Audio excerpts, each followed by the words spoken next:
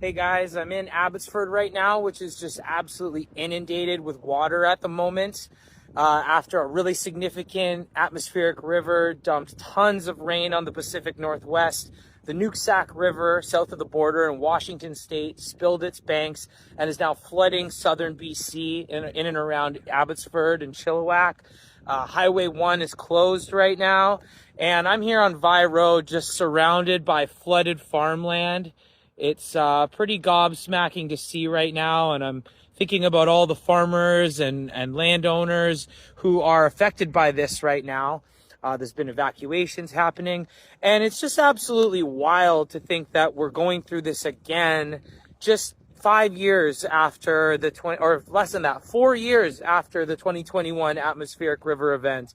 And, a lot of the same factors are involved. And, I think what that tells us is that these kinds of floods are going to be happening way more frequently as a result of climate change and as a result of the fact that we have totally changed the nature of this landscape. Down here, this used to be a lake.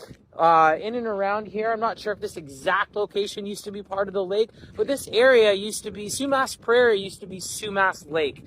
And back at the turn of the century, we filled in that lake, we turned it into farmland, we diverted all that water, we channelized it, we built all these pump stations, and now we're sort of like trying to hold back the floodwaters as the frequency and the magnitude of these events just gets bigger and happening more and more often.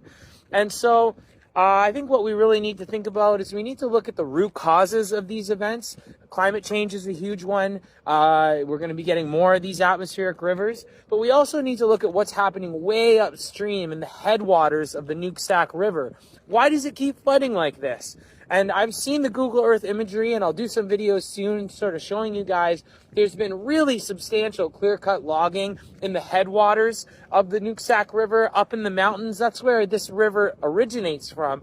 That's going to result, especially if you've got snowpack in the mountains, which it's December right now, so it's very likely they had snowpack in the mountains. Then you get all this rain that falls directly on that snow. That causes the snow to melt. Of course, the temperature goes up when we get an atmospheric river like this.